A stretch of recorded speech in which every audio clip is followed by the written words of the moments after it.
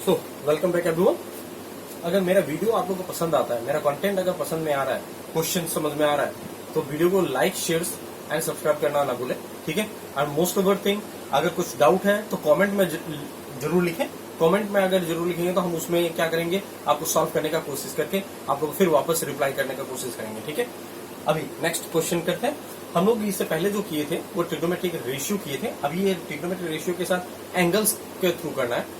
अभी ये इस तरह का क्वेश्चन सॉल्व करने के लिए ना, सबसे पहले आप लोग को एक बेसिक ट्रिग्नोमेट्रिक बेसिक फॉर्मूला है, उसमें हम आप लोगों को बेसिक फॉर्मूला जो था वो सिखाए हैं, ठीक है, कि वो टेबल कैसे बनाते हैं। विदाउट लर्निंग आपको कैसे समझ में आ जाएगा वो चीज करना है, ठीक है। अगर वो आपको समझ में आ जाएगा तो आप ये कीजिएगा। अगर यानी कि ये करने से पहले आपको वो समझना जरूरी है। उसका लिंक मैं डिस्क्रिप्शन में दे दूंगा, आप वहां से देख के पहले उसको वीडियो को अच्छा से देख लीजिएगा, समझ लीजिएगा, उसके बाद ये करना है। ये भी बहुत सारा इंपॉर्टेंट, ये सब जो क्वेश्चन है ये भी बहुत ज्यादा इंपॉर्टेंट क्वेश्चन है आपको ये एग्जामिनेशन पॉइंट ऑफ व्यू के थ्रू, ठीक है। अभी लेट्स स्टार्ट करते हैं, ठीक है। सबसे पहला क्वेश्चन देके रखा है जो 6 स्क्वायर 60 डिग्री -1 ये देके रखा हुआ है।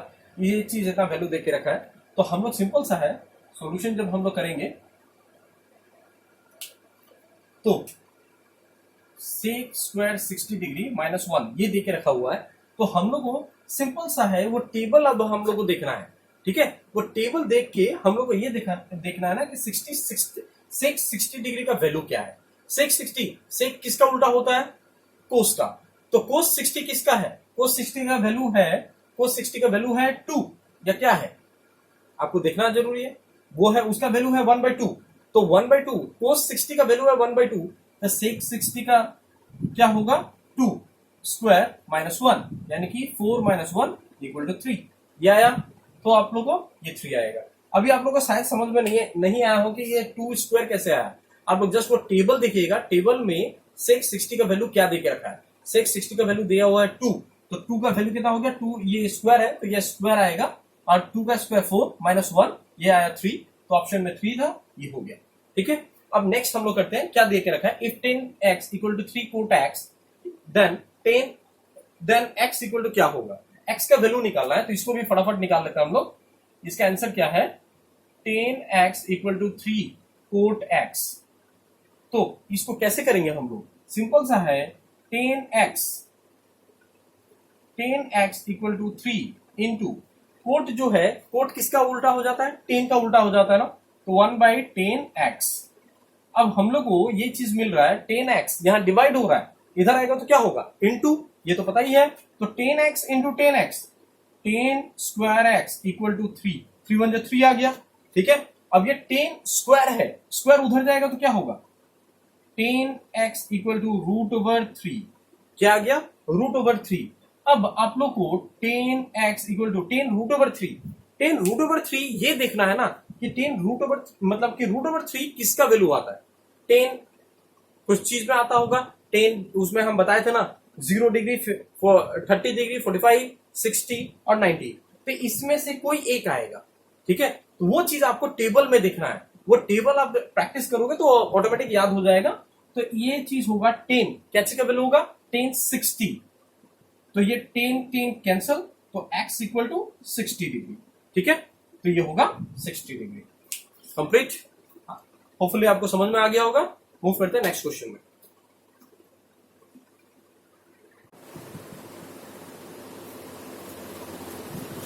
तो क्वेश्चन नंबर 3 में हम लोग आते हैं। क्वेश्चन नंबर 3 क्या देख रखा है, if sine a + b = 1 and cos a - b = √3/2 where a is greater than b, then b = क्या होगा, ठीक है। ये चीज दे के रखा हुआ है, तो इसमें घबराने वाला कोई बात नहीं है, आराम से ये हो जाएगा। साइन a + b दे के रखा हुआ है, तो हम लोग सोल्यूशन लिख लेते हैं। साइन a + b = 1 दे के रखा है, तो हम लोग को साइन का वैल्यू देखना है ना, इधर साइन दे के रखा है ना, तो साइन का वैल्यू देखना है कि साइन कौन सा में 1 आता है, साइन 0 डिग्री या साइन 30 डिग्री या 45 60 या फिर 90, किस में आता है, ठीक है। तो आप लोग टेबल देखोगे तो उसमें मिल जाएगा साइन, ये कितना होता है, साइन 90 डिग्री = 1 होता है। तो अब यहाँ देख रहे हैं साइन, ये साइन कैंसिल, तो क्या आ गया a + b = 90 डिग्री। इसको थोड़ा देर के लिए 1 रख के छोड़ देते हैं। फिर ये नेक्स्ट क्या लिखा हुआ है, कोस a - b = √3/2। तो √3/2 किसका वैल्यू होता है, ये देखना जरूरी है ना। तो √3/2 यानी कि कोस a माइनस बी। अब आप लोग टेबल देखेंगे ना, टेबल में लिखा होगा कोस 3/2 किसका वैल्यू आता है कोस में। कोस में हम लोग देखेंगे तो कोस 30 डिग्री में ये आता है, ठीक है। ये कोस कोस कैंसिल, तो a minus B equal to 30 degree, ठीक है। इसको ले लेते हैं 2। अब ये सिंपल सा है, 1 और +2 को कर लेंगे, क्या आ जाएगा a plus B, a minus B equal to 90 plus 30। ये b कैंसिल, ये ट्वाइस a इक्वल टू 120, 2 ये 60 टर्म में जाएगा तो a इक्वल टू 60।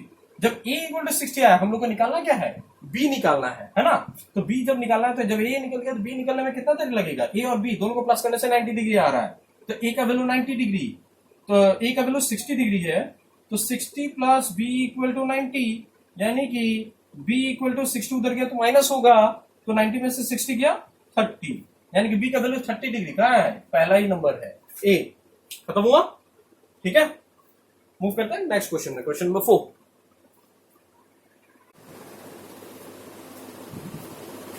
तो हम क्वेश्चन नंबर 4 में आ गए। Question number 4, in triangle ABC angle b equal to 90 degree, यानी कि b 90 डिग्री है, AB equal to 3 centimetre and AC equal to 6 centimetre. ये हाइपोटेनस अपने को दे के रखा है, एंगल A निकालना है, यानी कि हम लोग को ये निकालना है, ये है थीटा, ठीक है। अब ये इसमें थीटा होने पे ही हम लोग को दिमाग में आना चाहिए कि थीटा हमेशा बेस में होता है ना।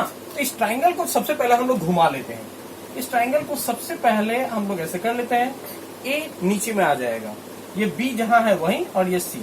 तो AB का वैल्यू कितना था 3, और BC तो अपने को निकालना है, और AC 6 सेंटीमीटर। अभी तक निकालना है कि नहीं वो चीज पता नहीं, लेकिन देख लेते हैं, ठीक है। इतना दे के रखा हुआ है। अब अपने को ये चीज हो गया, हम लोग को निकालना क्या है, A का वैल्यू, इसका वैल्यू। यार अभी दिमाग में आएगा कि ये थीटा कैसे निकलेगा, है कि नहीं। ये और ये दे के रखा हुआ है, ये बेस दिया हुआ है, हाइपोटेनस दिया हुआ है, ये थीटा कैसे निकलेगा, है ना। तो घबराने वाला बात नहीं है, जहां आराम से सोचने से ना ये आराम से हो जाएगा, ठीक है। एकदम ध्यान से देखिए क्या दे के रखा हुआ है, ट्राइंगल ये दे के रखा हुआ है ना, तो हम लोग को ये देखना है कि बेस और हाइपोटेनस किसमें जुड़ता है। बेस और हाइपोटेनस सम पीपल हैव, यानी कि परपेंडिकुलर और हाइपोटेनस जुड़ रहा है। कर्ली ब्राउन हेयर, यानी कि ब्राउन हेयर यानी कि कोस में जुड़ रहा है ना, तो हम लोग सिंपल सा है कोस ए बेस बाय हाइपोटेनस। तो बेस का क्या है 3 और हाइपोटेनस 6, ये 2 टाइम में चला गया, यानी कि ये 1/2 आ रहा है, ये 1/2 आया ना। तो कोस ए इक्वल टू कोस 1/2 किसका वैल्यू होता है, कोस 1/2, कोस 60 का वैल्यू होता है, कोस 60, कोस कोस कैंसिल, यानी कि ए का वैल्यू कितना आया 60 डिग्री, ये रहा 60 डिग्री आ गया। एकदम इजी है, इसको ज्यादा तामझाम वाला वो चीज में नहीं करना है, एकदम धीरे से आराम से निकल जाएगा ये, ठीक है। खाली दिमाग को ठंडा रखिए, आराम से मैथ्स में ये अच्छा स्कोर कर लीजिएगा, ठीक है। मूव करते हैं नेक्स्ट क्वेश्चन पे, क्वेश्चन नंबर 5।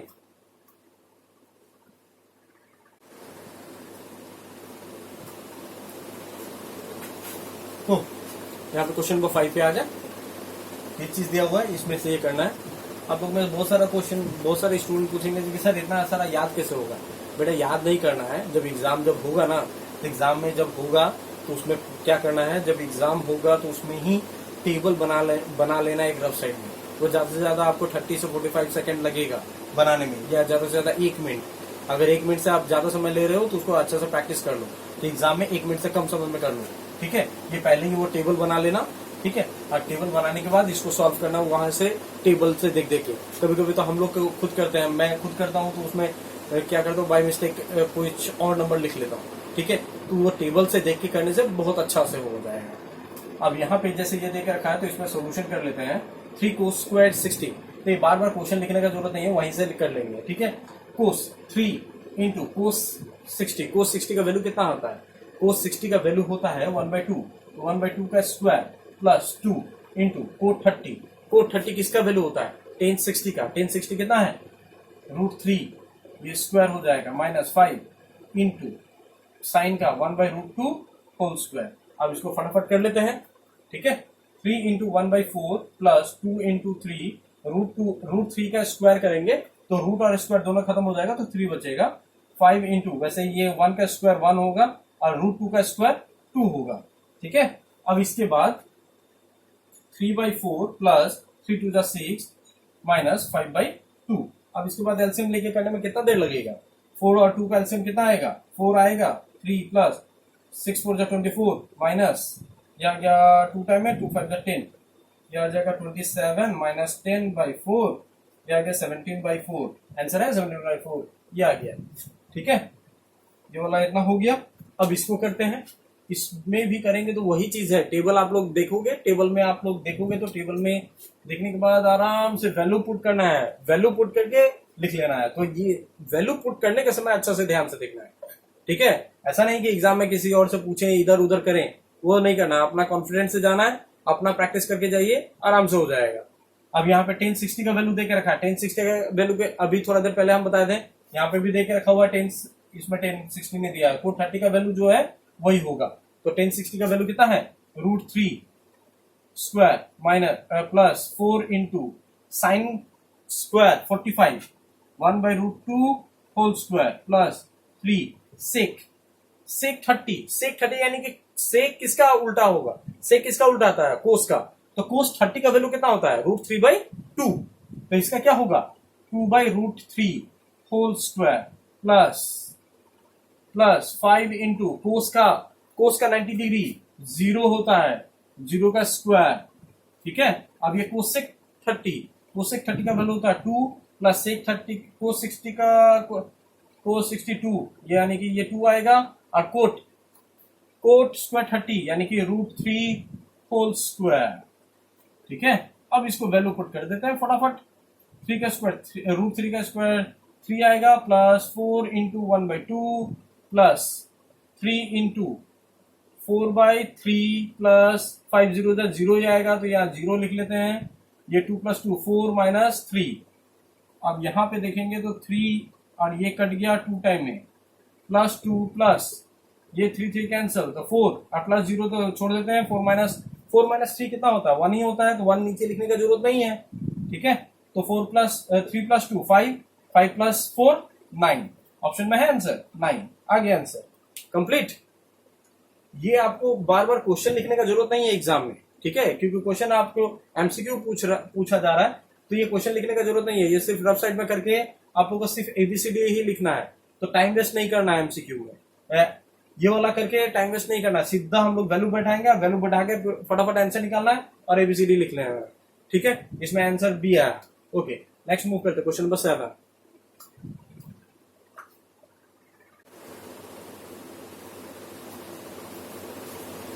अभी हम लोग क्वेश्चन नंबर 7 करेंगे। क्या देखा कि sine alpha equal to 1/2 and cos beta equal to 1/2, then alpha plus beta equal to क्या होगा? इसमें कोई अल्फा बीटा देके रखा है, तो इसमें डरने वाला कोई बात नहीं है, आराम से करना हो जाएगा।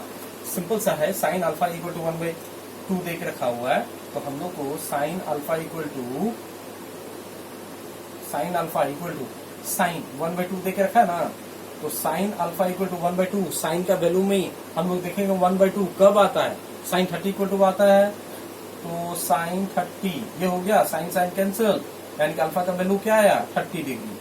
ठीक है, वैसे ही अब ये कोस का कर देंगे। कोस बीटा इक्वल टू क्या है? 1/2, तो क्या आएगा? कोस बीटा इक्वल टू 1/2 किसका आता है?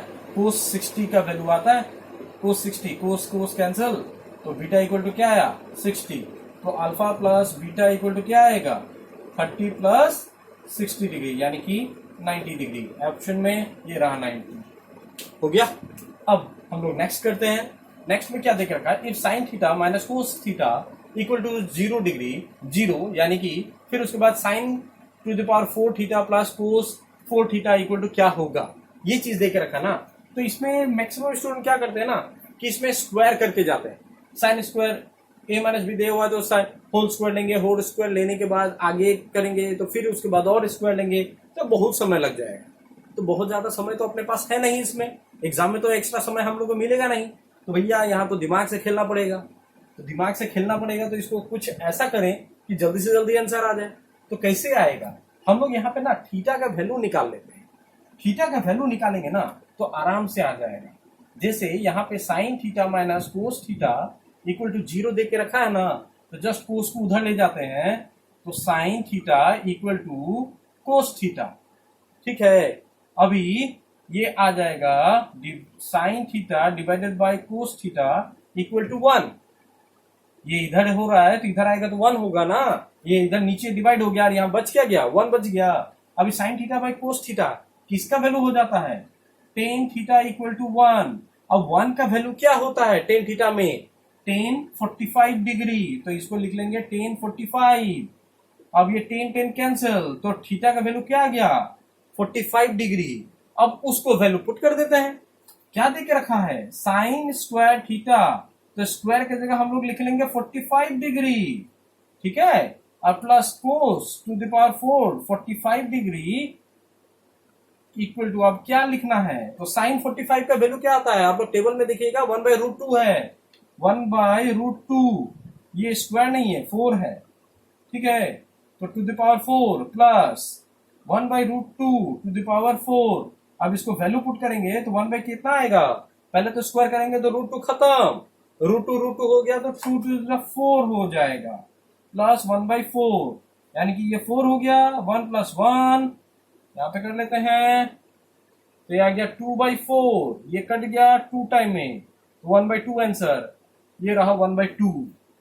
ठीक है, ये ऐसा क्वेश्चन देके ज्यादा घबराना नहीं है, आराम से करना है, ठीक है, थोड़ा सा दिमाग लगाएगा हो जाएगा। ट्रेडिशनल वाला जो पहले वाला स्क्वायर करते थे वो नहीं करना है कि होल स्क्वायर कर दिए, होल स्क्वायर करके फिर वापस से स्क्वायर करेंगे तब जाके आंसर लाएंगे, वो बहुत समय लग जाएगा, उतना नहीं करना है, ठीक है, फटाक से आंसर लाना है इस तरीका से। आया समझ में, मूव करते हैं नेक्स्ट क्वेश्चन में।